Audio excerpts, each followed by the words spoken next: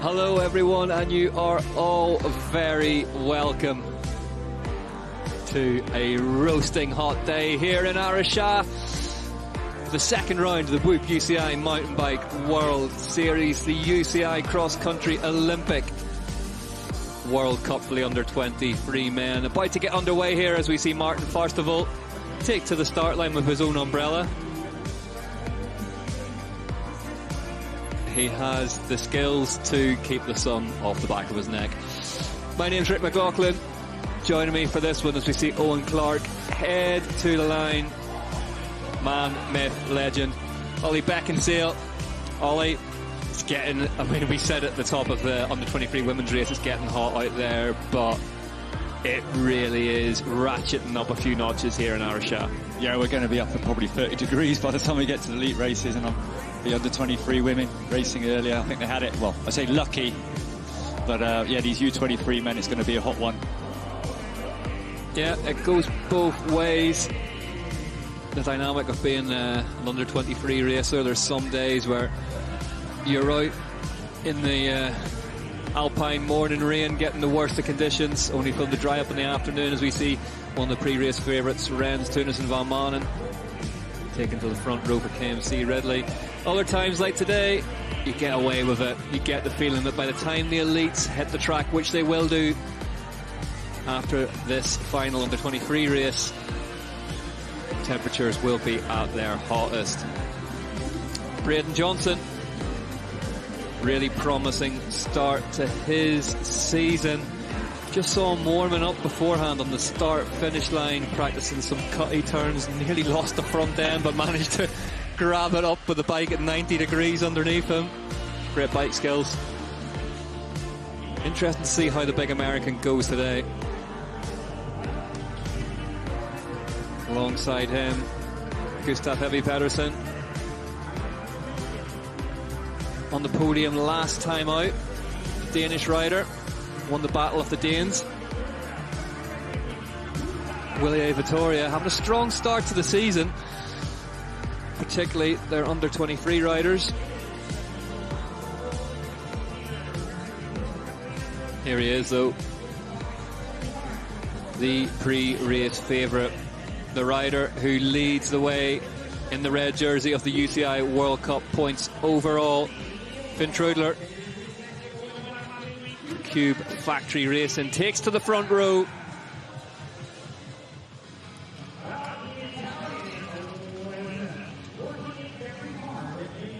Alongside him though, the winner of the short track yesterday, Eliane Paquinella, another Willie Vittoria. Great to see one of the big XC teams investing so deeply in under-23 talent. Yeah, men's and women. Ella McPhee racking up another podium in U23 as well. So yeah, Villa Vittoria, and again, multi-nation as well, not just focusing just on the Italians. There is your entry start list then. Paquinella, Trudler, Pedersen, Johnson, Tunnison, Van Manen, Handley, Clark, Forstival, Kruger, Carrick Anderson right up at the front of this one as well. Rocca, Nikolai Hoogs on the podium last time out. Eckrol, Ronstedt, Spranger. Yeah, we have seen a lot of the elite teams as well investing in the young talent, and if you're going to do it right at the start of another Olympic cycle, pretty much the perfect time to do it.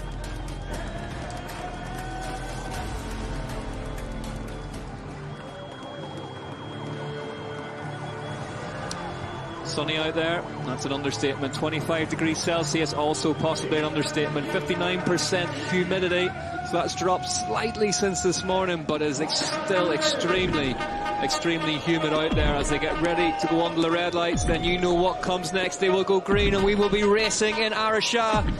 Watch for the rider on the right hand side. First of all, extremely fast starter as we wait for the gun.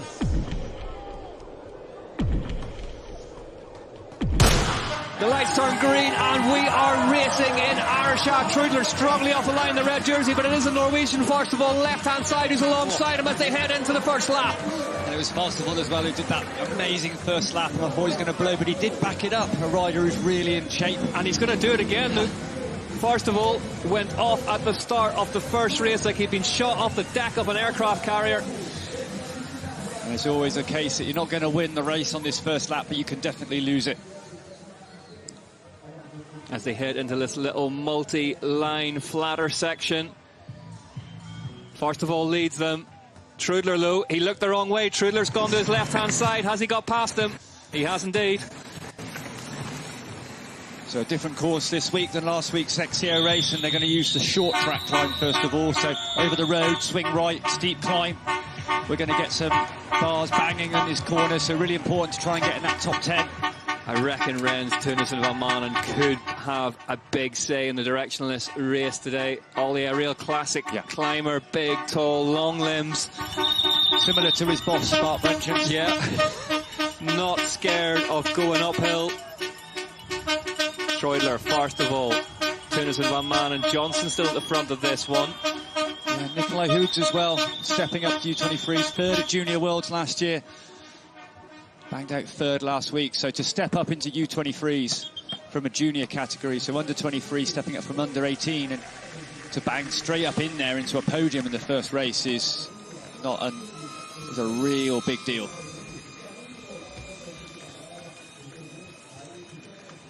It is. We talked about it. We talked about it in the under 23 women's races. We see Johnson attacking on the left-hand side of your shot now, but looking like Trudler has control of the race as they head up this one. Absolutely superb what the local organisers have managed to do with these two race courses. They're amazing. I ran it early in the week and wasn't quite sure how it was going to pan out, but you know, just by moving a couple of climbs and reversing that one descent, it's got a whole different flavour to it. Probably a bit more physical, a bit less technical than round one. And like this climb last time, they hit it at full speed and carried a lot of speed and momentum off a descent, whereas this week you just do it from full climbing speed. And, so yeah, just not carrying momentum into these steep technical sections. Yeah, one rider just looking back, 10th at the moment, Paganella winner of the short track, not capitalising on that. So obviously the short track results grid the line for the XCO race, and Trudler already got a gap. He's already got a gap, you know. Wow. Yeah, Johnson trying to follow him in the US jersey. Big day of bike racing across the world. Paris-Roubaix FAM in full effect at the minute. Former UCI World Cup overall, multiple UCI World Cup title holder Pauline Ferrand-Prévot is in the chase group there.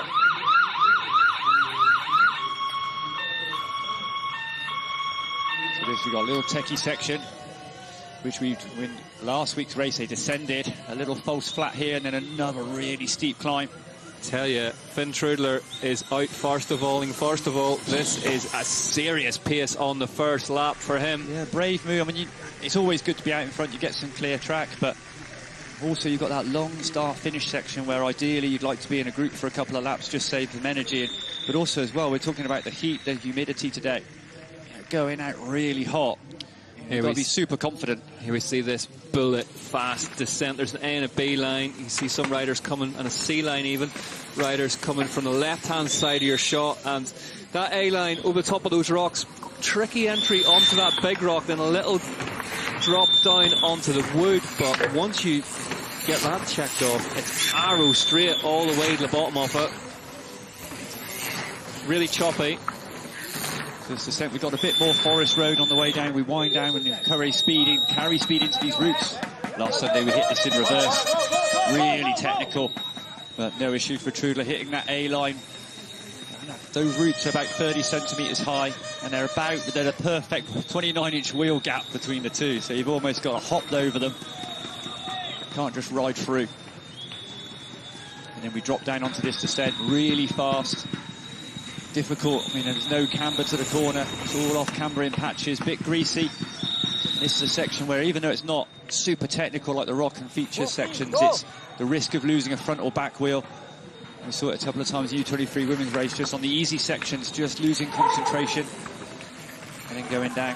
Trudler, Johnson, Hoogs, top three.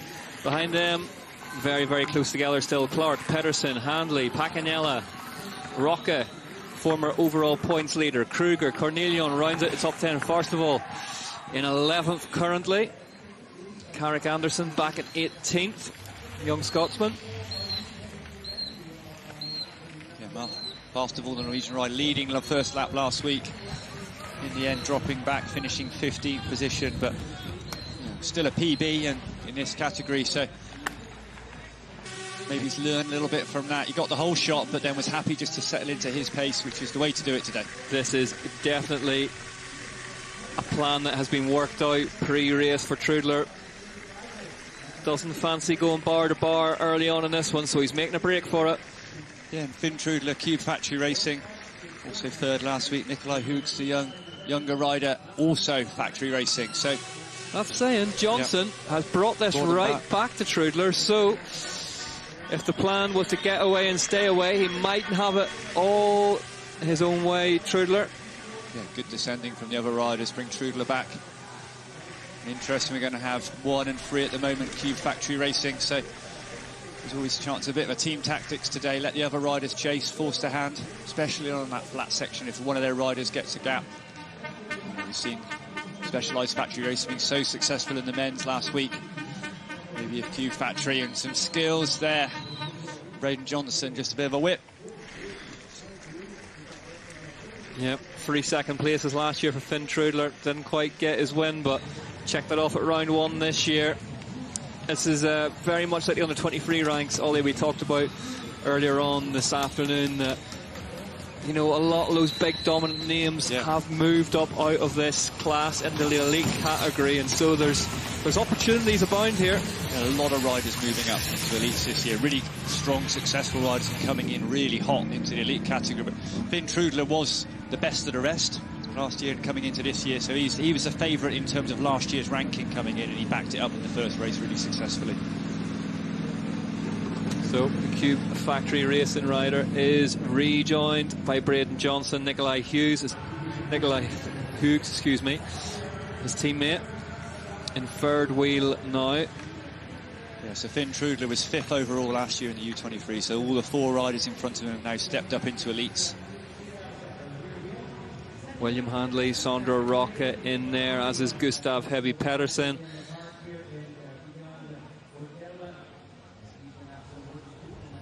Good few Scandinavians coming through in under-23 men's category. Danes and Norwegians. Yeah, it's amazing how you get that mix of riders. I mean, we just saw it, U23s, loads of Canadians, Italian races as well. Right, outside of the commentary booth window, I have just seen the King of Brazil, Henrik Avancini, arrive over to our production compound and do the universal sign-off. It's very hot to somebody down there, so if Henrik thinks it's hot, it's getting up there as they are all together as they cross the line at the end of lap 1 then. So they head out onto the course proper, and Johnson moves to the front. Is he going to take this one on for a bit of a go himself? You see him there closest to your screen, the USA shorts. Yeah, 19 riders in that front group. Carrick Anderson, the Brit, Trinity Racing just at the back of that group. And we're going to see a scrap. I mean, we've seen this in the elite men's races. Less so in the U23s, but this week we've got this big group coming in. There's going to be a scrap. They all want to be in that front 5 or so for the climb. It's Trudler not taking any risk, leading out from the front. His teammate, Hooks as well, just behind. You know, if they can 1-2 this one, you're going to see Brendan just trying to move up on the outside. Braden Johnson on that Allied Cycle Works machine.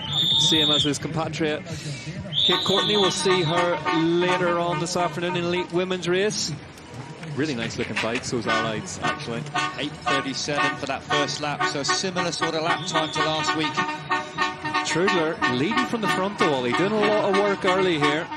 Yeah, I think he needs to be careful. I know he knows he's in great shape, he knows how strong he is after last week, but it was the other riders who were able to pull him back on the 10. He had a pretty sizable gap at the top of this hill, but they were able to still pull him back. It's at this point that I'm felt honour bound to mention it. It is under 23 men's racing, and that is a somewhat unpredictable category. But the Cube Factory Racing pairing, maybe just taking a note out of Specialised Factory Racing last week and deciding that if they can just get a team time trial going between them. Yeah.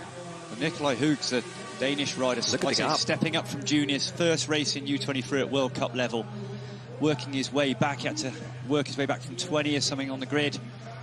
Owen Clark doing his best to come with them in the blue jersey. This may well be a pre-planned attack, though, from the Swiss and Danish stars from Cube. Yeah, they're going at it. They're taking 6 seconds out of Clark, 10 seconds out of Pedersen. We heard it. You'll see it in a piece we've got coming up at the top of the Elite Men's show. The Specialized team admitted, it's actually Chris Blevins, that it feels like a new frontier for mountain bike racing that we're talking about. Teams riding to team orders and in close proximity and doing damage as an outfit, and it looks like Cube Factory Racing fancy doing a bit of that today. Yeah, and the strength of the factory teams, you know, in these categories, you can get 2 or 3 riders, we're all working together, training together. You see the trains of riders going there, especially I've seen 2 really impressive, Villera Vittoria as well, of which 2 riders are in this race, all working together, all working out. If you've got Heavy Pedersen doing laps with Luca Brido, that's only going to add 6 seconds. The gap. Owen Clark takes that big rock on, as does Gustav Heavy Pedersen. There's a rock you can just see in the centre of the trail there, horrible looking, just hangs in at a nearly pedal height. Just waiting to catch somebody off guard late in this one.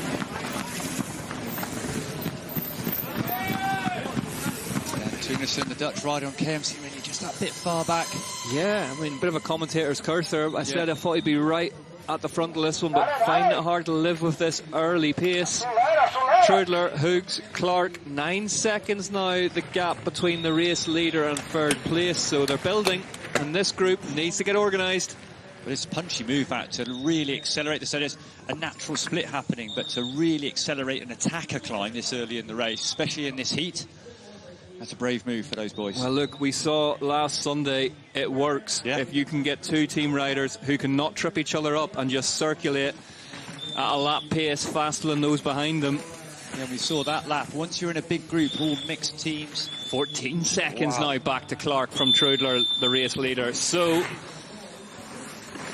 having a teammate ideal scenario, you can work together. Nobody's going to sit on. You can just go from the bottom of this descent to the bottom of the climb.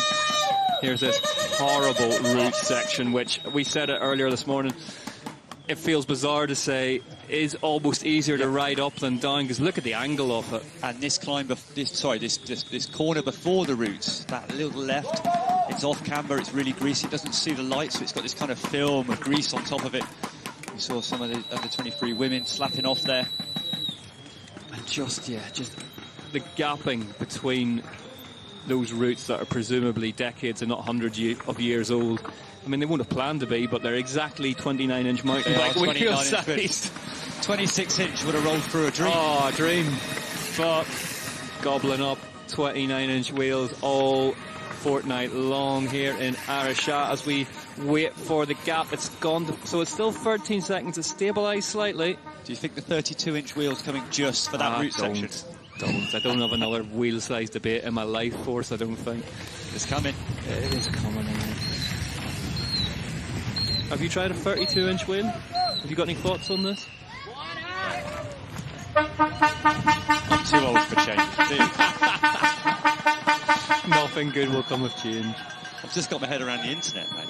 Well, here we go. Riders take it on water as Ollie Beckinsale ponders a digital future. Never mind a new wheel size.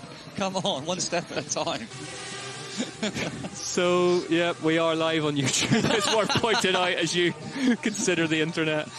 Yeah, the 32-inch wheel, a couple of big trade shows happening in the mountain bike world as we speak, and tyre companies, which are always the bellwether for if a wheel size is going to become a standard or not, are offering 32-inch tyres, and these bikes all on 29-inch wheels, Ollie, which, I mean, your career would have straddled the change, wouldn't it? Yeah, 26 and then 29 just in the last year I was racing, in the 2012 or so. But yeah, we had some rumours that teams are testing 32s. Everyone on 29s this weekend, keeping the cards close to their chest, but there has been some rumours at 32, maybe just on the front wheel. So if you're new to mountain biking, the wheel size debate has been a kind of a a noise throughout the last couple of decades, and 29-inch wheels largely is where it has settled at. A lot of downhill bikes run on a slightly smaller 27.5-inch rear wheels, 650B it's known as, and the theory with the bigger wheels is that it's a bigger footprint on the ground. They can roll across, they can cover ground easier, you don't get hung up on the little stuff as easily. But these two are cracking on at the front. 4 29-inch wheels putting a lot of hurt into the chasing group behind them. 13 seconds is the gap as they head round at the end of lap 2. Seems still to be Trudler, though, doing a lot of work at the front, Ollie. Trudler looks great on a bike. He's just got that slightly aero, crouched over style. It gets low, doesn't it? Yeah, really cool. Hoog's a bit more upright, slightly more compact rider. But what a combo. Yeah, what a combo. And you can see Trudler's bike, bright blue for the European Continental Championship title he won last season. Hoog's the Cube Factory Racing traditional livery, white, red and blue. Yeah, and Cube Factory as well, doing a great job last year, coming back into the top level sport and investing generally in the U23 category really successfully with Kira Baum taking the overall. She's stepping up into elite now. Just seeing a few head gestures with the communication going on here. Trudler. Oh, bit of a slap on the back there from Hoogs, it looked like. Of course, in these parts, there could have been something winged, taking a nibble out of the UCI more than likely World Cup overall title holder. Excuse me, title leader.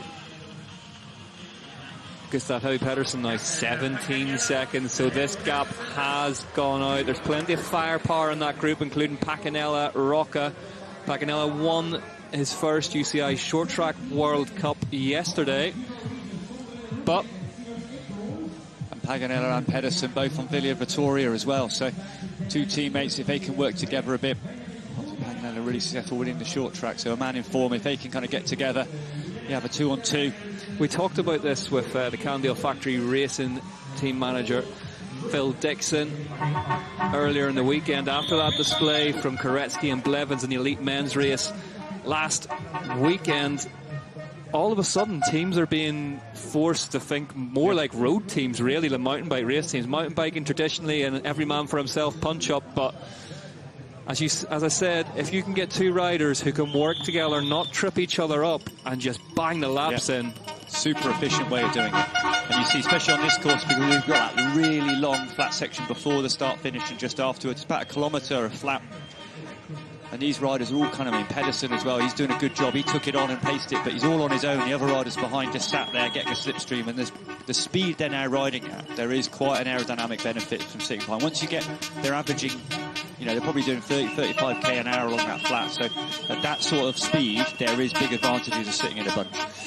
Ollie, this is a safe place, and, you know, I hear into the theory of there being no stupid questions. Why haven't we seen these tactics in mountain bike racing before? The races are long. They used to be a lot longer. Why haven't we seen teams work together traditionally? I think it's the strength in depth. Normally with a rider, there's, whether it's a budget thing, but you've normally got one big strong rider and then 2 or 3 lesser riders. But to get a group of riders like Specialized have got, like we see, we've got Cube have got, that are super similar at the top level, but also on one team, then you get that ability. I mean, we were trying to rack my brains going back through my history of mountain bike. I remember Christoph Sauser, Roel Paulison. They were both on Cannondale at the same time. They were 1-2ing it sometime. Then we go back to the Sun Dupuy days. Martinez and Dupuy going back. Sun Chippy, sorry. I was waiting for Miguel Martinez, but you got him in there. Absolute legend of the sport. Sun now racing on the World Tour on the road as well. Yeah, really successful. Miguel Martinez, former gold medal winner. Big character. But you need a couple of riders on the same level at the front end, and to have, for a team to have the budget to do that is rare. I mean, Specialized probably the deepest team in terms of quality at the moment. A lot of teams have 1 or 2 riders, but to have 4 in the front elite men's. I remember 2 in the women. I covered Miguel Martinez, his last ever UCI World Cup, and he turned up to the start line in what I can only describe as a pair of Elvis impersonator golden shades on him. Cool character. As we see the gap go out now to 20 seconds at the front. And with these riders now in this second group, once this gap starts going out, I think at the moment they still think they can pull them back 20 seconds. They're still driving hard, especially Pedersen. There'll be a few riders in this group, though, that a top 5 or even a top 10 would be an amazing performance. So they're not going to necessarily chase. They're quite happy with their position.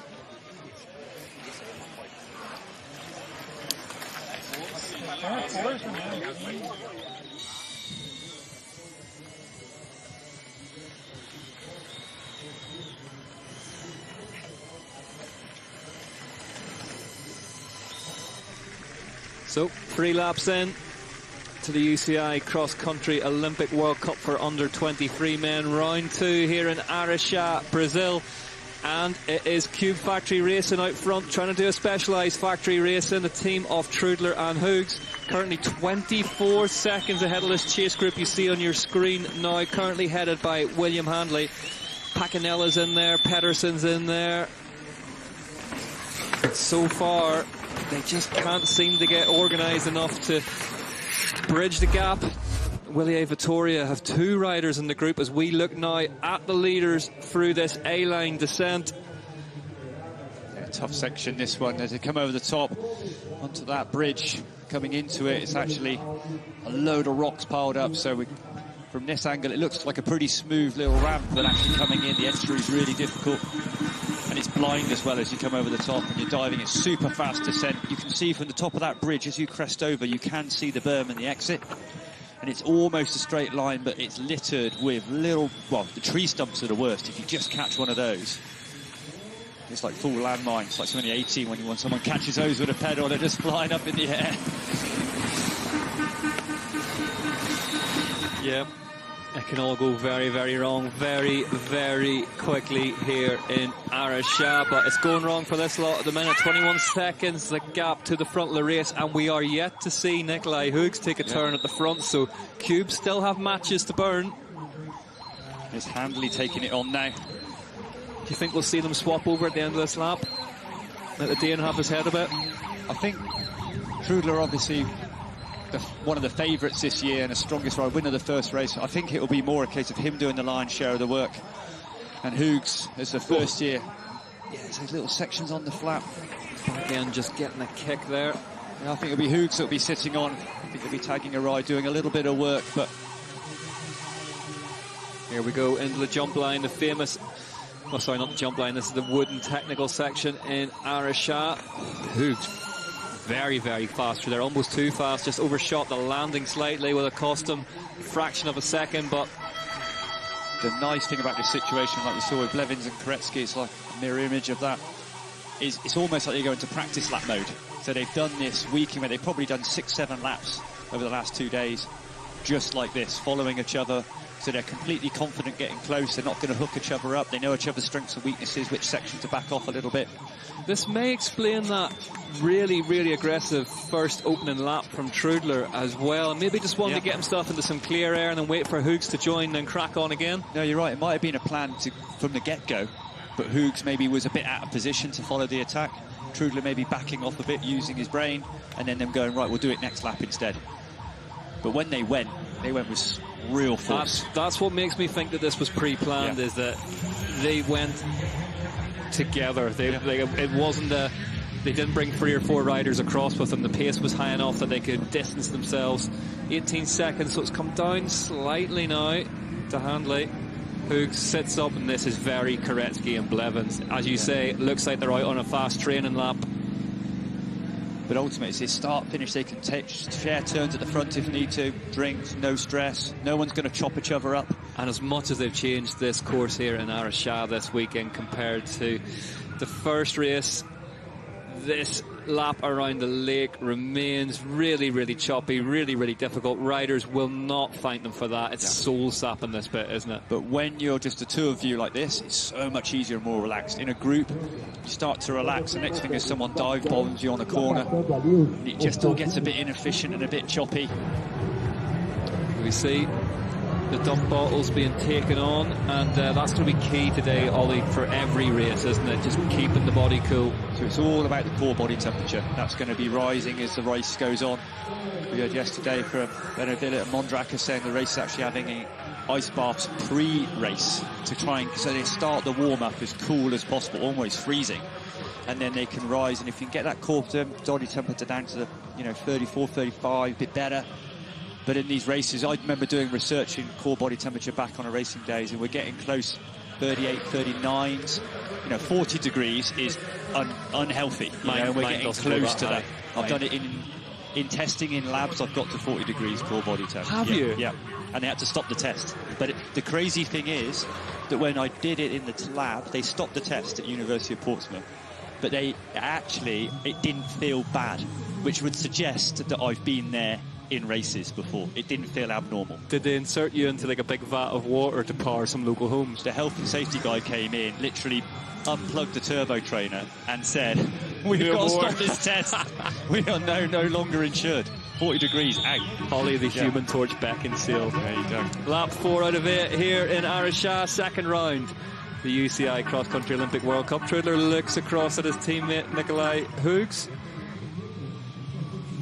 And there you go, top 10 riders on lap 3. Trudler, Hoogs.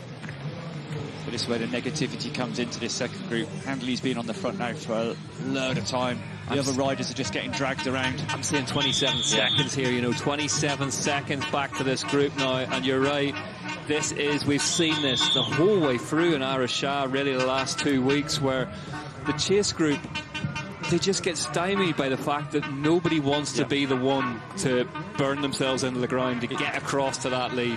Just like what you'll see in a road race. And it's because of this flat section at the start and finish. And this group, they're all looking Handley and they don't want to take it on. They're now starting to think of third or fourth. And the front two guys are just gaining speed. We saw it with Blevins and Koretsky in the men's race last week. They only actually hit the first lap. At the bottom of the descent, they had about 5 seconds. But after the end of the start-finish, that had gained up to nearly 40, and it was just because the other guys were soft-pedalling. He's got kind of old-school style, Trudler, only moving his hands in towards the brake levers. Taking a lot of weight off his shoulders on the climbs. 3 seconds of distance between him and Hoogs at the minute, so... But is he going to wait for his teammate?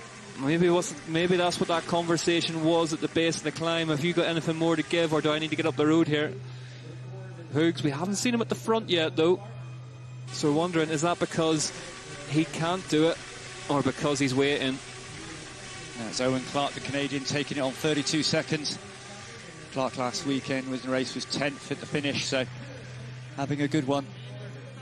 Yep, Clark looking in good shape here in 2025. The Canadian, William Handley, the Norwegian, behind him in 4th. The winner of the short track, Elian Pakinella, in 5th place on the Willier Vittoria. Have you had time over the last week or so to think about how you might have been wrong about not liking that blue and silver paint job on the Willier? No, mate, not my bag. No, okay, fair enough. Kind of reminds me of an old Turner or an old Kona or something. I'm quite into it. The cubes have been looking good.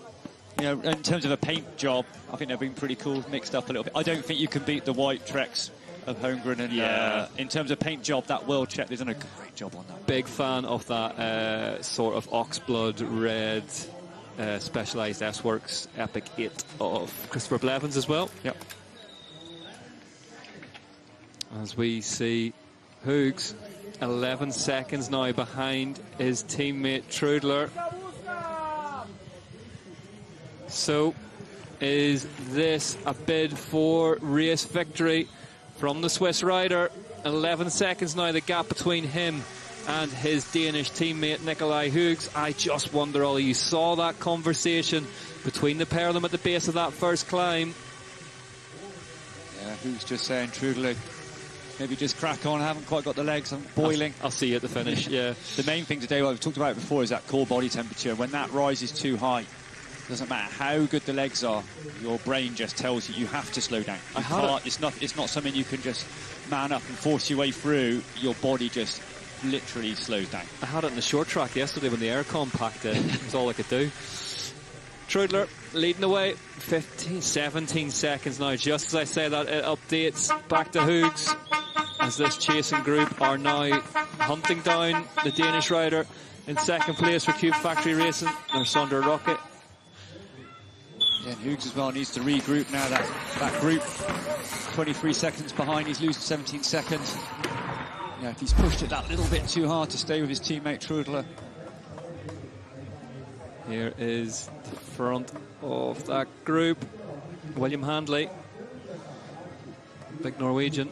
Yeah, 3 Norwegians in this chase group. Why are we seeing a lot more Scandinavian riders coming through in the under-23 ranks? Both categories, actually. Just no here we idea. go. Just look at this. Oh, Hoogs down. So we don't know at what stage that was in the gap, whether he was trying to force the issue to get on the back of Trudler or whether that was the reason for the gap in the first place. But that's the line there. Josh Carlson came a cropper in his course preview earlier in the week. Yeah, the chance of just getting stuck between. If you don't unweight the front wheel just quick enough, it will just flip exactly as Cougs did then. They're absolutely huge, the height of those roots on the inside of that tree, sort of like mid-shin height. Yeah, I was watching riders come through in practice and they hop the first one, and then just as the front wheel lands, you have to do another little hop to get it out the rut. It's before the second one. If you just time it a little late or you're getting a little lazy and you don't unweight that front wheel, I'm a fan of tech nibbles, but that is a rancid line to do on a bike. It's dirty. As we see, Finn Trudler cruising through. One of those classic sections as well that okay to do in practice when you're fresh, but it's when you're on the back foot and you're breathing hard. I have to tell you, even fresh, it would be an ask, but yeah, mid-race in this kind of heat, in this kind of humidity, and that is currently what cross-country racing really is all about, that ability to deploy world-class bike skills whenever you're really under the pump. 21 seconds, the gap between Trudler and Hoogs now. Evie Richards said, yeah, in the short track, it's these jumps here. It's that last lap in a short track where your arms aren't working properly, and then the skill drops and the dexterity, the reaction time, everything just falls away, and that's when the crashes can happen. Well, news from Paris-Roubaix fan Pauline Ferrand-Prévot is, this will shock you all, on the attack in the chase group. Alone in second place currently. The gold medal winner from Paris 2024, and I think I mentioned it in the previous race, a generational ride and a generational athlete, Pauline Ferrand-Prévot, now racing on the road for Visma. Can we still claim her as a mountain biker? I've just heard she's in front, so yeah, we're definitely claiming her as still a mountain biker. Trudler from Hoogs, 24 seconds though here in Araxá. Josh Carlson's just ran past the commentary booth. He will regret that in this heat. 40 seconds back from the lead of the race for the third place rider. As we see Finn Trudler through the second tech feed zone. About to say, hadn't grabbed the bottle, grabs one on the way out there, just to douse himself in.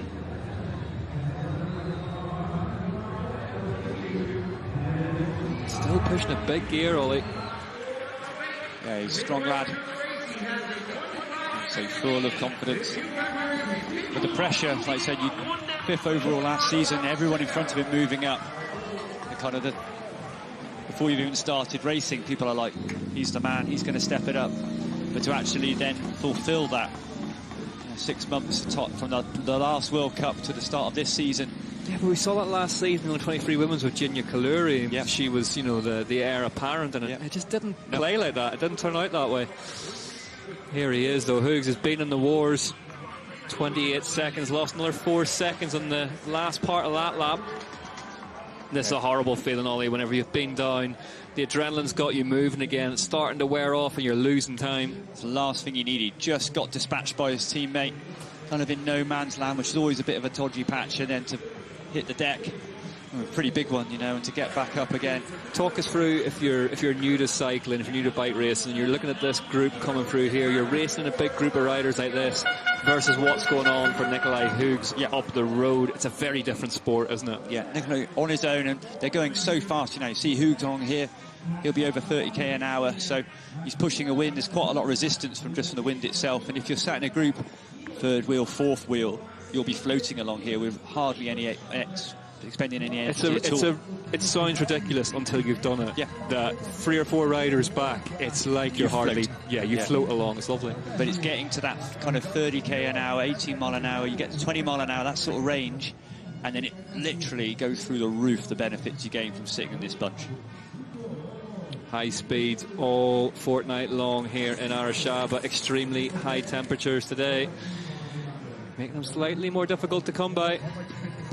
Go back to the aero we're seeing in the short track now, and even starting the cross country. Aero helmets, aero socks. Yeah, there's a couple of keen-eyed colleagues of ours, international commentators, pointing out that a few of the big names not running the helmet the team is sponsored by, in favour of something slightly more aerodynamic, so every little helps. Obviously all these big teams, you got a few privateers still which have got choice of what to wear, but the big teams, everything is sponsored, from the shoes to the helmets to the grips to the saddles. Yeah, I'm not going to throw anybody under the bus by saying who that is, but it's a little game of bingo you can play at home later on. Yeah, there's always a Sharpie in a team box. Trudler leads away by 35 seconds from his teammate Nikolai Hoogs, who did stack it in the really choppy route section, as this group just beginning to sort of stretch itself a wee bit. Handley looking really good at the front of it in the blue and the white on the 14 bike. Yeah, Handley 7th in the race last week, riding 3rd at the moment. And you can tell the rider's like good climber, not too much upper body, sitting in the saddle. It's all about trying to be as efficient as possible on this longer, steep climb. To say Nikolai Hoogs, almost one of the more remarkable standouts in terms of body shape of this under-23 field. The rider's getting really, really tall now, more in that Riley Amos sort of style. The body shape of cross-country riders stretching a bit. Yeah, Trudel full of fight, straight up that A-line, and it's super steep. Past Mengen. Yeah, it's a hard one. We talked about U23s, when you need an e-bike for that one, a little burst of acceleration, and it's these guys, and I say Trudel, he has that acceleration. This is what we get with these guys now. They can hold, if you're into your power and your watts, they're sitting there kind of 300, 350 on the false flat, and then they can bang out 800 watts just to get up that little climb, and they can do that lap after lap. And this modern mountain biking, how it's getting more punchy and it's getting faster, shorter, you need to have this real strong acceleration. That kick on the way out of that descent is absolutely horrible. Uses every single millimetre of travel the bikes have. It's sort of it's a ramp across a log that you hit at absolutely full chap. As we wait for second place, in 39 seconds by our clock in the commentary booth. The gap back to Nikolai Hoogs, so not going his way. But if he does fall back into the chase group, maybe a chance to stabilise it. We saw Valentina Corvi do last week. Yeah, Nikolai Hoogs as well. I mentioned it before, but this is his first year under 23. He was a good junior. He was 3rd at the World Championships last year, so we know he's a class rider, but there's a big difference from riding as a junior under 18 and stepping up into this U23 category. So big day for him today. So riding a PB, he was 3rd last week, amazing result, stepping up to 2nd. That's a lot of pressure and a lot to take on for a relatively young rider. Here he comes through the routes again. Can he get them checked off this time? Rides the same line. Yep, gets it done, but you can see the amount of body adjustments and movements required. And look at the group now, are coming right back onto the back wheel of Nikolai Hoogs. And they're stretching out this group now. Not just as compact as it was. Yeah, Pacanella, the winner of the under-23 race, he's been doing a smart ride so far. He's just been sat in that group. He hasn't put his nose in the wind so far, but just hitting the front of that group. As soon as he could see Hoogie, just gave him that motivation. Yeah, here they come then. The chase is on here. They're nearly back in touch, and it's currently being led by Elian Pacanella, who, as Araxá has heated up, so is he, really growing into this season. Pacanella. Yeah, and it's amazing when you're in this group. Once you can get a rider in sight in front, the motivation it gives you, the actual visual sight of that rider, you closing, you're getting them back. Before that crash as well, Hoogs had recorded the fastest lap of the race so far, so it really, really disrupted his pace. 8 minutes 11 seconds from Nikolai Hoogs prior to that crash. So it's just knocked the wind out of his sails, hasn't it, Ollie? Yeah, 100%. He's hanging in there. I think he's going to get pulled back into that group and needs to regroup and come back.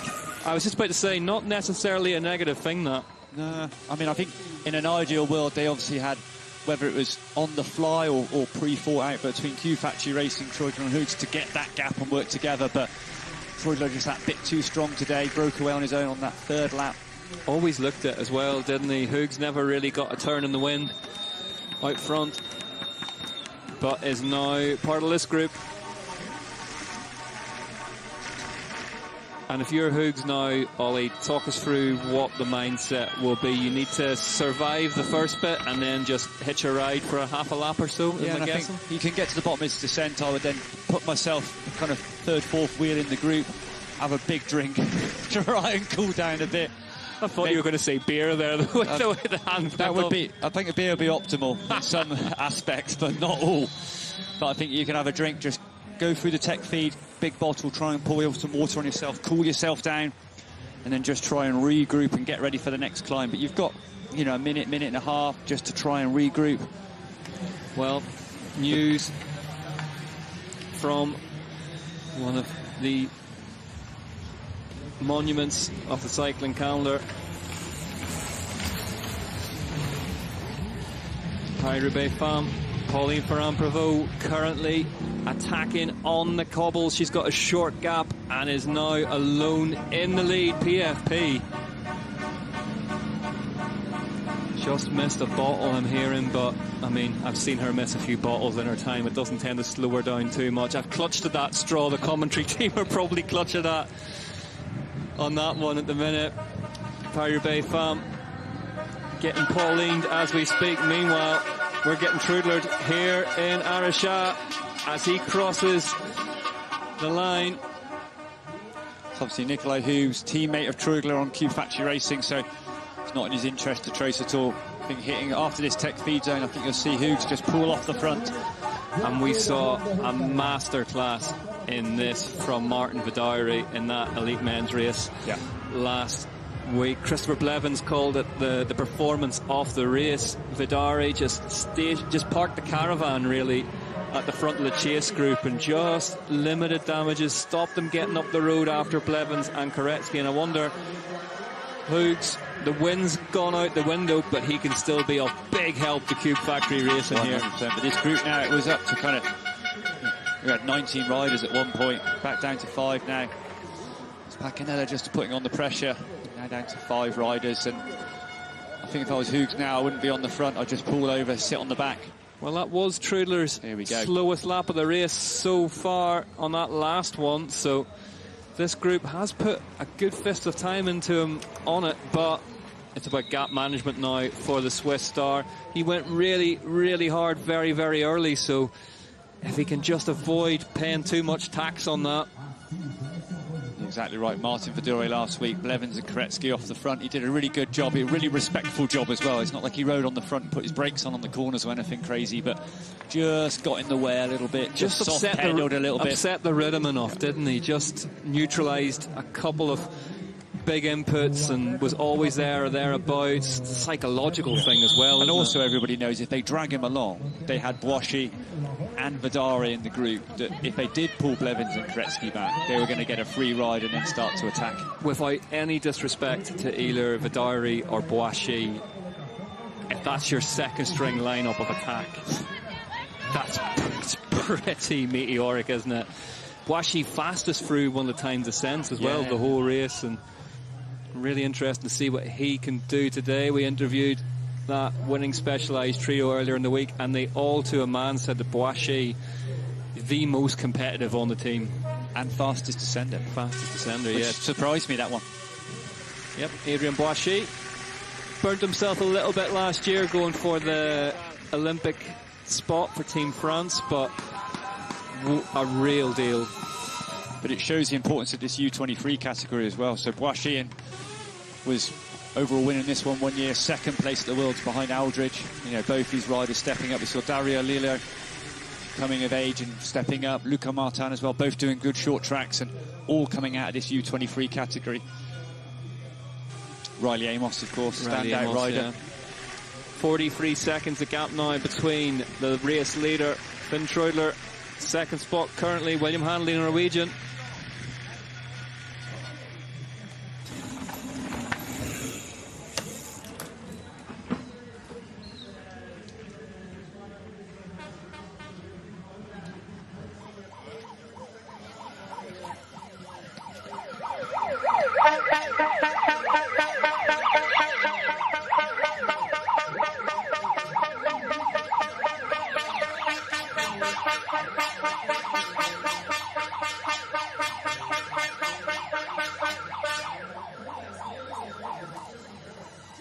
Here is your leader then, Finn Troidler of Cube Factory Racing, here at the second round of the UCI Cross Country Olympic World Cup for the under-23 men in Araxá, Brazil. Second weekend we're racing here in Minas Gerais, in Brazil. This is the chase group. The rider just going for your shot now in the red and white of Cube Factory Racing. His teammate Nikolai Hoogs hung with him early doors. They tried to do a specialised factory racing, but Hoogs had a crash. Still currently holds the fastest lap record though, and is now back in this chase group, who really just haven't seemed to manage to get themselves organised, Ollie. Yeah, it's Handley and Ekro and teammates just pushing the pace. Again, both climbing really well and just starting to split this group now. Hoogs just getting distance over the top of this climb. Yeah, Hoogs in trouble here. The rider in the red and white on your screen now as... Oh. It's a good move by Clark, just getting around. Knows that Hoogs is just struggling a little bit after that early pace. Great spatial awareness from Clark. Knew that he had just enough room to slot that bike in front of Hoogs. Didn't want to get held up on the descent. That one move, you see the difference. That's going to do the difference. That one overtake and that acceleration will mean that Clark then gets on the back of this group, which means he can get a toe across the start-finish. Yeah, Hoogs looks like he's in trouble here. Let's see it again. Talk us through it. Yeah, really smart. Top of the climb before the descent. Hoogs starting to park up a little bit. We see Clark knowing he needs to get past before the descent. It's really important to stay on that group. Yeah, really good awareness, good move. If you don't go for a gap when you see one, you're no longer a racer. But great racecraft there from Owen Clark. Knew he needed to get by. It's amazing, these small decisions pay off big time in these races. Troidler hasn't really dipped on that 45-second gap. Ayler, really impressive riding from him, really consistent on it. Yeah, this group, and you see Clark now got on the back of this one. You know, he's a good descender and he can now roll to the finish, get a lift round, whereas Hoogs having to fight really hard, and if he doesn't get back on before that grass section, he's going to have to expend a huge amount of energy. Handley doing a lot of work at the front here. Two Norwegians, himself and Ekro. Yeah, Handley 7th last weekend. So a better day for him today. But I'd say a big step up. You see these under-twees, they gain confidence week in, week out, knowing where they are compared to the other racers. A lot of these guys coming into it have got no idea before they start really where they're going to compare. You can see the importance of the move at the top of that descent now. That gap back to Hoogs going out. Didn't leave much room for error, but got the wheel in front of him. Yeah, top racing. And any mountain bike racer will tell you, if there's one tread block in front of the bike alongside you, then it's your spot. It's legit. It's legit.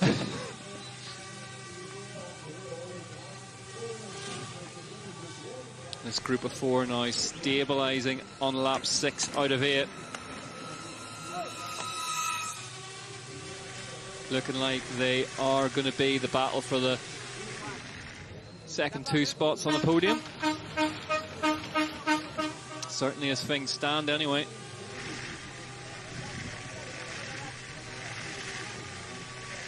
Ian Clark, another top Canadian coming through. We saw Carter Woods stepping up yesterday in the short track. Gunnar Homegrown as well.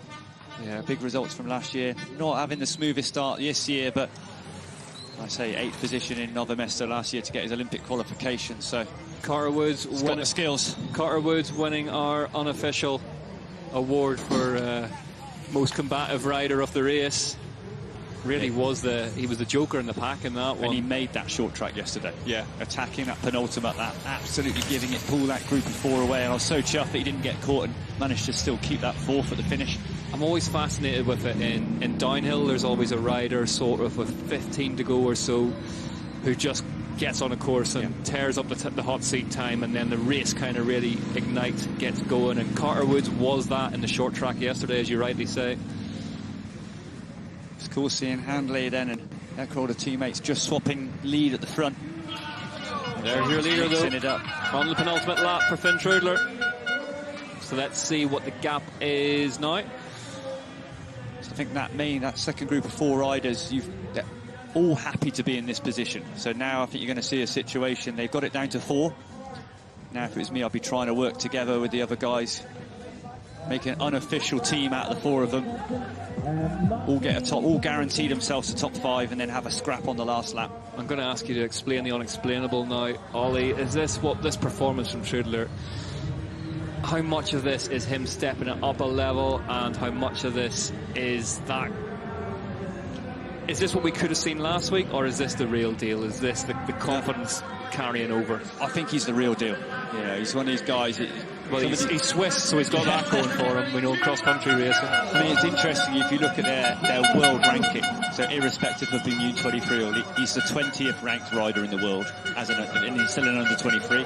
Next rider behind him in the UCI rank is Pedersen at 67. Okay, so that shows the class of Trudler. And they'll do a number of races like this where they're racing as a U23 only, and a number of races where they'll mix up with elites. So he's scoring some big points week in, week out, and he's a confident elite racer, full stop, never mind just in this category. Do you think he can make the step up? We had this conversation about Isabella Holmgren and, opting to stay in under 23s despite a really strong showing in with the elites at the slightly rejigged UCI World Champs last year. Do you think there's an argument that Finn Trudler could move up into elites and do a job of work? I think if you win it a year before, there's a reason to step up. So someone like if Trudler won the overall last year, Boischi, for example, Charlie Aldridge as well. Yep. Charlie Aldridge destined to elite. Because you don't want to stall out either. No. You want to keep that forward momentum rolling. But for Trudler, he wasn't winning last year. He was 5th overall. Don't think he didn't win a race last year, and so therefore, his best result was 2nd last year, actually in Araxá. So until you get some wins under your belt and you want to really get used to winning these races, and actually in terms of your publicity, your contract, the team. But we saw Charlie Aldridge and Boischi were 2 that peaked in this category a year early and then bumped themselves up. And it's not always an easy transition. We saw Riley Amos last year, won pretty much everything there was to win, go to the Olympics, get a good result there, and last weekend it just did not go to plan. One of the first real setbacks the last couple of years for him, and interesting to see how he rebounds in with the elites today. It was interesting about Charlie Aldridge, like I say, he stepped up a year early, and I think he learnt a lot, but it wasn't exactly smooth. You go for a year where you're winning stuff, and then the next thing you know, you're basically taking week in, week out, getting beaten. Well, no spoilers, but with 10k to go, things are looking extremely promising for Pauline Ferrand-Prévot. Paris-Roubaix Femme underway currently. 35 seconds to go. Just heading for the velodrome. Owen Clark pulling faces again. We know how good he is on the descent, but on this climb he's just swinging. But Owen, hopefully he can hold the wheels to the top of this descent. Hoog's a stable age, and is back on the back of this group. We did theorise that might be a possibility for him, but at one stage, Owen Clark chopped the front wheel off that cube and was disappearing up the road, and Hoog's not knowing when he's beaten here. Fair play for Hoog's. That's a fight. I thought he was gone. You love to see it. Trudler though, 54 seconds to the good. Lonely race out front as well. He's had to keep focused and just tick his marks off. He's done so fantastically well. Is this going to be the next big Swiss name we see in cross-country mountain biking? 54 seconds, that group. I'm just wondering if it's blowing apart slightly behind him. Yeah, the pressure from Handley, Norwegian and Paganella just starting to split that group apart now. Just as we said, Hoogs was jumped back on the back of that. He looks like he's fallen victim to the pace of Handley and Paganella now, second and third. These two have decided that they'd rather make it a fight between them for second place as opposed to be in the mix with everyone else. Yeah, and you saw Paganella, just that little look over his shoulder. He's going to like what he sees. It was daylight back for that fourth position, and I think with a nice feeling, I would guess they know that Treudler is gone. They've kind of given up on the win, but that fight for second or third, you know, for both these riders, a podium today would be a massive result. Be a huge, huge result, and I'm paraphrasing slightly, but they get to find out. Finn Treudler, can he do it on a cold day in Nova Mesto? A month or so to wait to find out on that one, but very, very different racetrack back in really the old world of European cross-country. The closest thing we've got to a Tour of Flanders, Paris-Roubaix and mountain bike at the moment. You know, it's probably got such a history there. It is dog tough in Nova Mesto, Namarave, a course that tests every single ounce of everything that you have. And it broke me. It broke you. There's a stump there that claimed Ollie Beckinsale, and yeah, it's legendary, rightly so, and it is waiting after this extremely technical track here in Araxá. Next up on the calendar, as I say, just over 4 weeks' time. But it's worth talking about the season and form.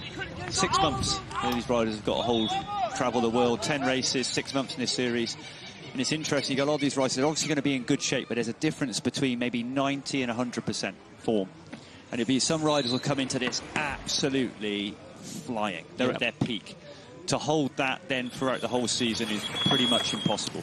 And that's a fickle thing, isn't it? We heard Sevilla Blanc talk to us earlier in the week. The gap's gone down now as these two start to race for second place. They're taking 10 seconds out of that lead of Treudler with a lap and a half to go. We heard Sevilla Blanc talk about it earlier in the week that she nearly didn't travel to Brazil because her goals are, I think her exact words were, further down the line this season. I would have guessed that a UCI world title is what she was angling at there. And yeah. So Lecomte run the Worlds this year. Crans Montano, Lecomte won a World Cup last year. Great course for her. Yeah. We're all the way back into September. You know, so if you've got that as your peak and you're building towards it, you're probably going to come into here quite undercooked, and you're building up through. So the way they'll be, you know, say undercooked and underperformed, less intensity into their training. They're still building the volume and the base fitness, and less racing. You know, there's a number of higher category races coming into this World Cup season. Some riders will do a lot. Some races will come in hardly doing anything at all. Well, if you're a UCI World Cup racer, apologies in advance for what I'm about to say next, but I hope we get one wet race this year. Crans Montana in the wet. Oh, that was a handful. That was a lot last year. And as we see, problems there. Yes, Eckrol. For Eckrol. Pulling over. It looks like his chain came off. Chain might have just jumped ship through that chattery route. Maybe just not getting the suspension unlocked in time. And oh, it's all going wrong for Sivert Eckrol here. Back underway again. We'll see if we can get a replay of that. But maybe Ollie just clattered into something there. It's rare you see a chain drop these days with all the development work and the technology that designed to keep them in place. But it's really rough, and if you don't carry, just coming off that A-line, as you drop down, you're hoping to clear a load of big rocks. As we see Sandra Rocky in 7th place on the hunt of Nikolai Hoogs now. Eckrol back underway. Disappointment for him. Yeah, Eckrol 11th last week, so doing a PB ride. You know, and he needs to recover, get back, but absolute nightmare. And it just shows how close these races are. You know, and you need to drop your chain once before you know it. You've gone back from, you know, 6th to 10th. Final lap for Finn Treudler then. Just one more to bed for him as we see conversation now starting between Paganella in the Italian national champions jersey and Handley. What's your theory there? Was that a you take it on? No, you take it on after you, I insist. Mexican standoff at the front. I think they're both of them are going to go. We're in second and third. let's stabilise, let's work together. They're only in second and third by 10 seconds as well by the last check, so we'll see what that is now. It's not time to scrap it out yet. It's 39 seconds behind Trudler, so a big mistake from Finn Trudler could bring these two back into it. So I think that chat was, we're not done yet, we're pulling him back, and also the guys behind are closing on us, so I think they need to keep working. 53 seconds back, Owen Clark Kruger, who's all of a sudden back at the front of this one. He's just worked his way through by checking off some decent lap times in 5th place, but what always worth underlining in cross-country mountain bike racing, you are a puncture or a broken wheel away from disaster at any point. Eckrell practically see his lungs bursting through his eyeballs at this stage as he works his way back forward now. The Norwegian had that dropped chain on the last lap. Yeah, this race is not done yet, that's for sure. And I think that's what, that sense of urgency from Paganella and Handley, that A, we could still win this, and also we could always lose it as well. We've got second and third, we're on the podium. Let's work together, let's not scrap.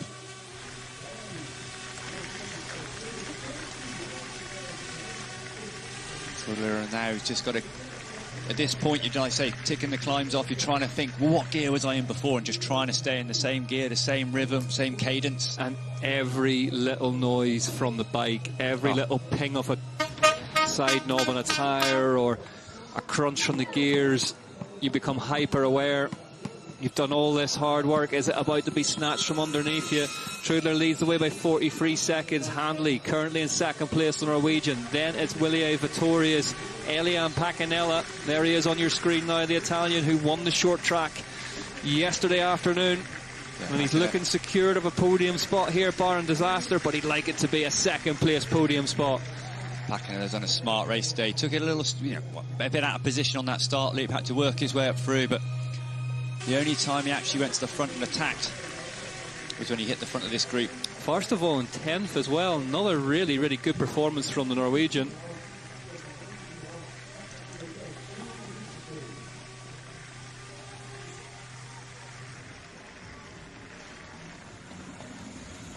But 44 seconds now to hand. Trudler well in control of this one.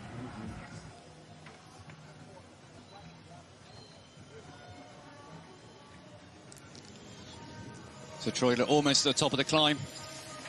Comes around this corner, down the last steep section. The little rock trials climb. Oh, and he's flying up it, and then we got the drag to the top, and then it's one descent to go. Really clever ride, and saves enough in reserve to get it done. Top 10 riders in lap 7, and Handley leading the way. First of all, again, the hot lap specialist. Looking forward to seeing if he's bagged another one. Fastest lap of the race in total so far. Still that 8:11.8 from Nikolai Hoogs early doors. But yeah, it was telling, we saw Handley took 16 seconds out of Trudler on that lap, and now he's just started to gap Paganella as well.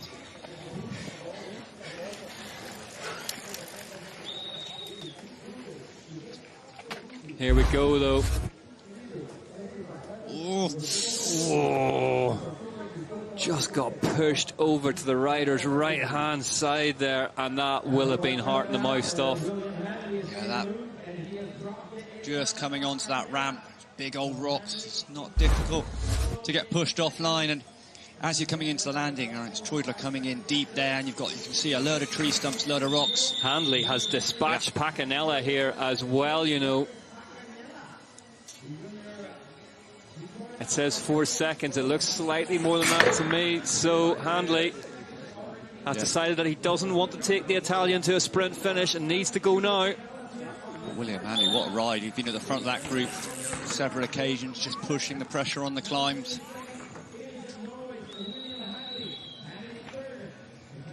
I'd say 3 Norwegians in that front 7 at the moment.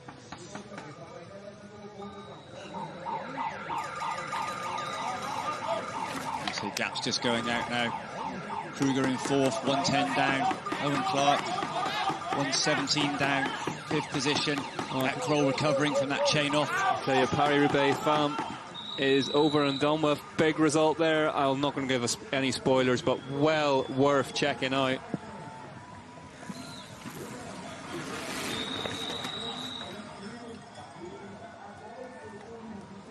Yeah, Nikolai Hug now just losing the wheel, taking it on really early. Cube Factory Racing rider, dropping back to 1:30. We saw him go over the bars on the routes. Daniel English, Trinity Racing, the American, 1:44, and then that top stand for Starvel, the whole shot king, 1:45.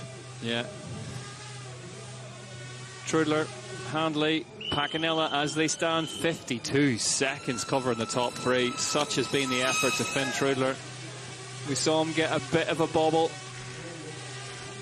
on the entry into that A line, but other than that, it's been a superb performance. Very, very hard to pick any holes in it. He went hard early doors as well, and we kind of thought maybe it might have been too much too soon, but yeah, we were talking nonsense. Yeah, no, that first lap, maybe he was just going to, like I say, they had a plan to maybe get away with his teammate Hoygs, and on the second lap they did. Having fun through the jump section, through the back end out a couple of times, and maybe just kind of thought to himself, actually, folding a rear wheel in half would be the last thing I need through here. It's a long run. It's a long, yeah, it'll be a long run on your toes back to the start finish straight. And it's a lead, but it's not that big a lead. That's a class ride from Trudel. Yeah, he has been absolutely superb today. Cube Factory Racing will be well happy with this one. A complete package as well. Paced it well, climbed well, descended well. Good tactics. Yeah. 10 out of 10 performance, that one.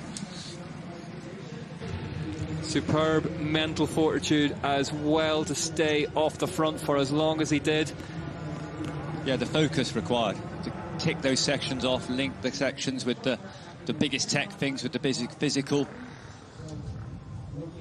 Yeah, and on this circuit, like I saw his teammate Hoygs, the chance of making a mistake is relatively high. I think we're going to see this in the elite women and the elite men. Once we get down to these big front groups pushing the pace hard, we're going to see little small mistakes. And here we go, as he heads towards the start-finish line then, it is going to be a terrific two for Trudler. The Swiss star cashes out. It's his second UCI World Cup cross-country Olympic win this season. And we've only had two races. Finn Trudler for Cube Factory Racing gets the job done in Araxá. Take a bow. What a performance from that young man. Maturity beyond his years. Made the race his own virtually from the first corner.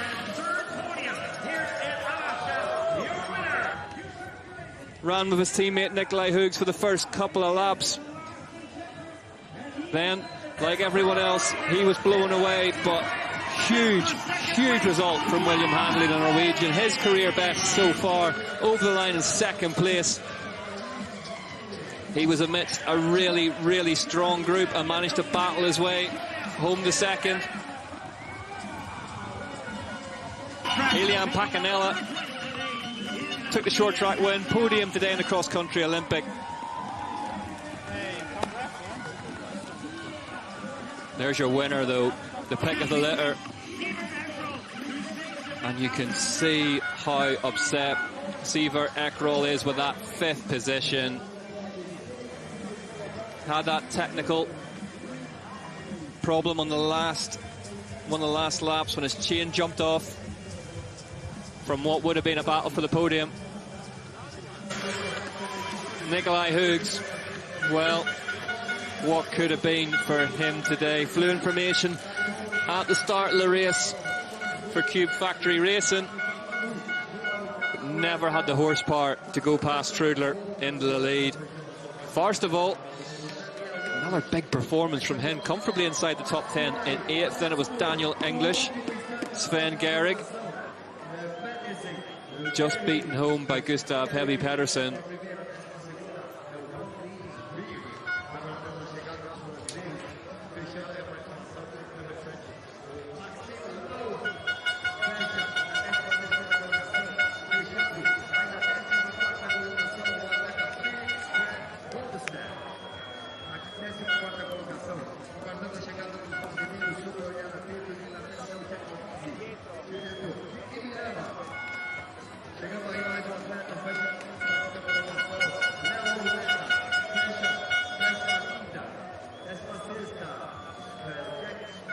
they continue to come in over the line.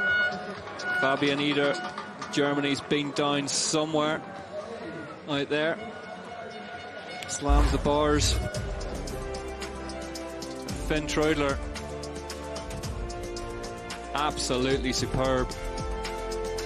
Right from the gun, really. This is where he distanced Hoogs. At the base of that climb, there was a conversation, and the upshot of it was Troudler cracked on.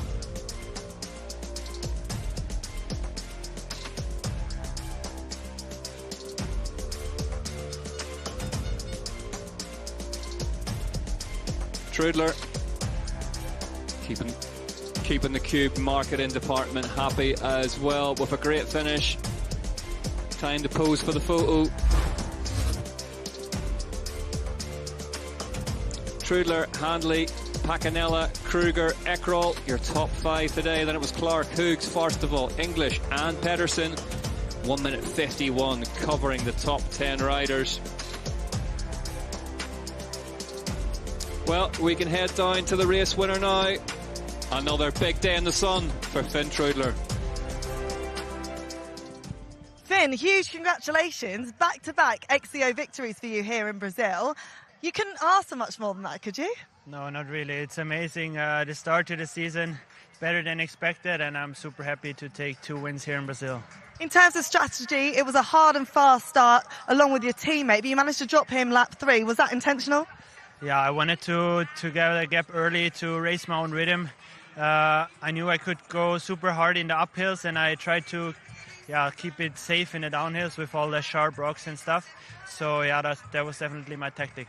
What's going through your mind when you're out there riding by yourself? I'm sure that's how it felt. Yeah, it's super hard, especially when you get called at times. You never know. Sometimes it gets bigger, sometimes it gets smaller to get, but I just tried to focus on myself, and it worked out in the end. It did indeed. Can you just give us an idea of the conditions out there today? It's so hot, it's humid, it's physical. Yeah, it was super hot today. I think way hotter than last week, and especially also the course was even drier this week, so it was really hard race. And do you have a preference on courses? They're different from last week to this week, but you managed to nail both of them.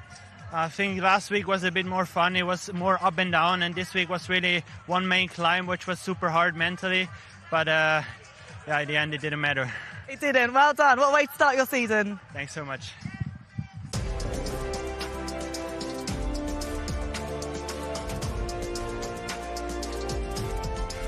Finn Troudler, 2 wins on the book.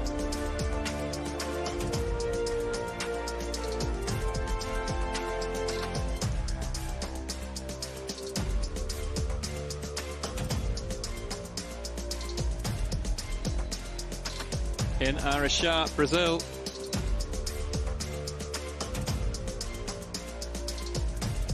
Here is the lap comparison graphic. Then Troudler taking 4 out of the 8 laps, making them the fastest of the race.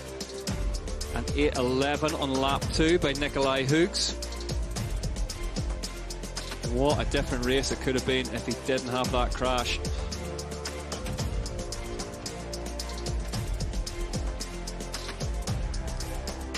Second place went to William Handley though.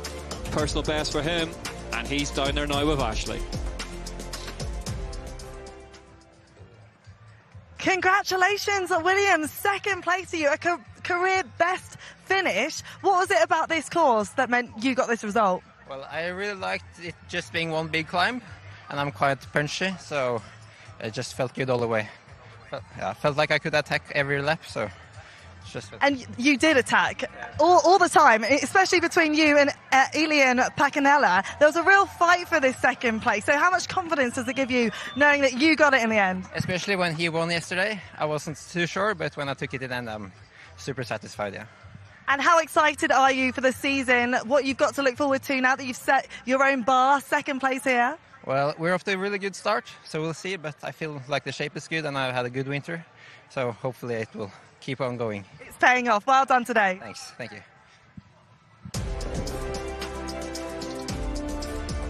William Handley, the shape's good winter.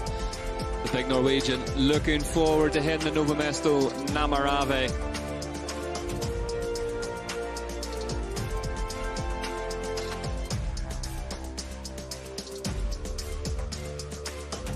As we all are, of course, in just over a month's time.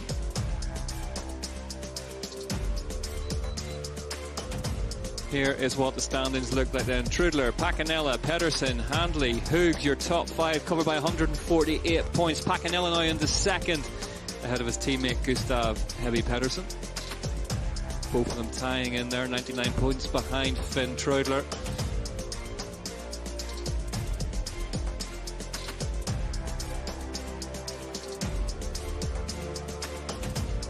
Well, Ashley is now down there with Elian Pacanella. It's been a big weekend for him. Let's see what he makes of it. Elian Pacanella, congratulations. Third today after winning short track yesterday. What a perfect weekend for you. Yeah, it's amazing.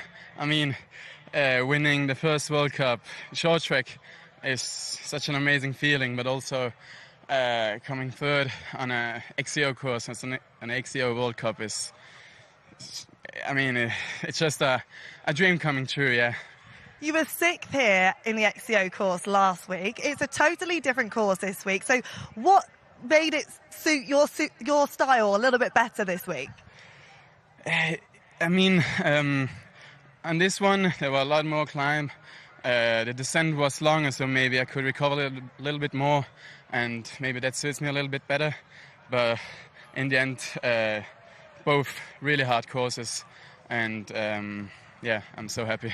Talk us through the battle that you had with William out there. It was very entertaining to watch. I'm sure it was super tough to actually compete in, though. Yeah, I mean, competing for the second place is always special. He was so strong on the last lap, I couldn't hold his wheel. So I did my own piece. Didn't think about the second place, thought about the third one and tried to hold that. So, and that's what I did.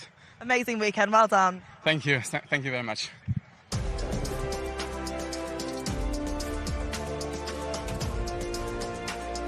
Big race for Pacanella. Just wonder, is he going to be one of those riders that grows into this season as it gets underway?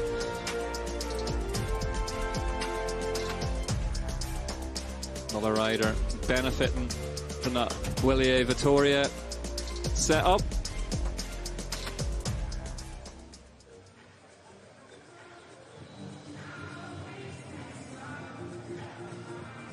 Well, things are about to get even more serious here in Araxá, Brazil. As we get ready to go elite UCI World Cup racing.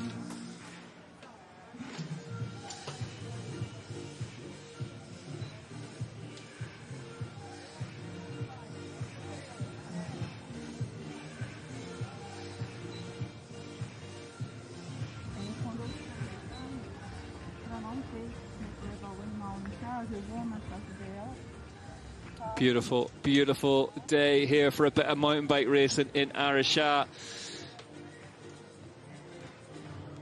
And there's plenty more off it remaining. We get ready for the under-23 men's podiums.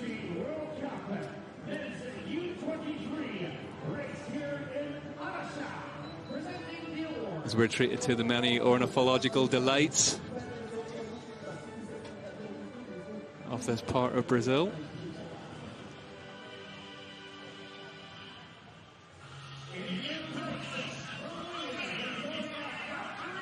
Elian Pacanella, first rider on the 23 men's podium.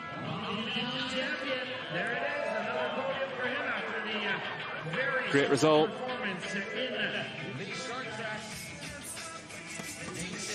Read things absolutely perfectly in front of him, but ultimately didn't have an answer to that final lap attack from William Handley, who's going to be the second man up there.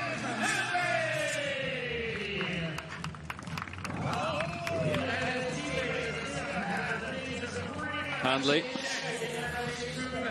saying he had a good winter. Certainly looks like it. second place at the opening UCI Cross Country World Cup of 2025.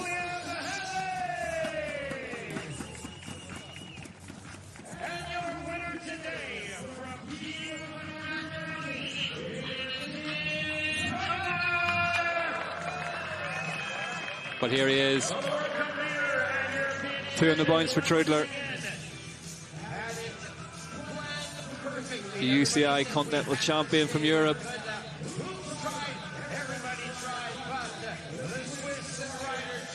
Enjoying his time in Brazil, helping himself to a brace of wins to get the season underway.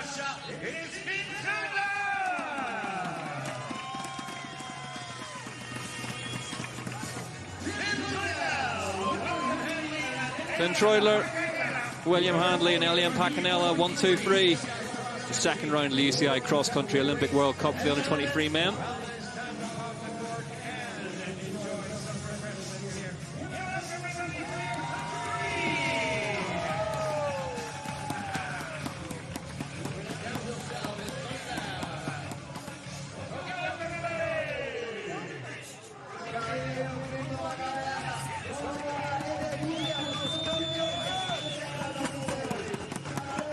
We're getting ready to go elite racing very, very soon here.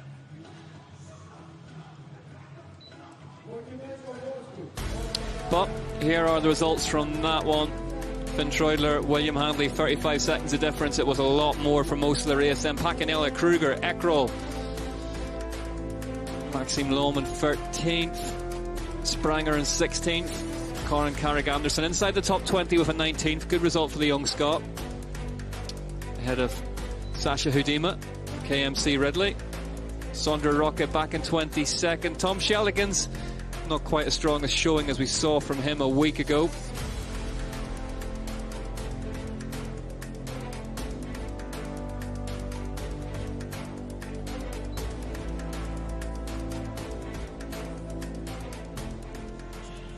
As we get ready to welcome, re-welcome,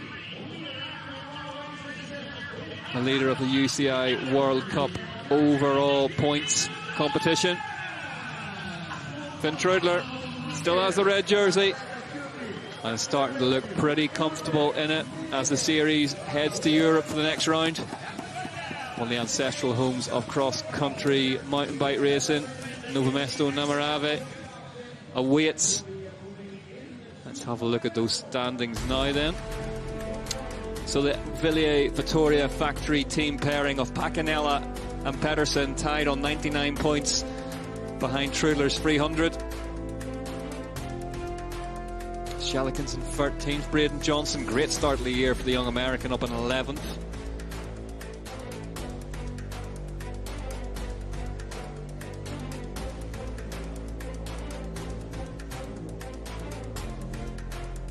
But it's about to get very, very serious. UCI cross-country Olympic elite women at 5:45 Central European time, inbound. We can't wait for it. I'm sure you can't either. Don't miss a second of it. We'll see you soon.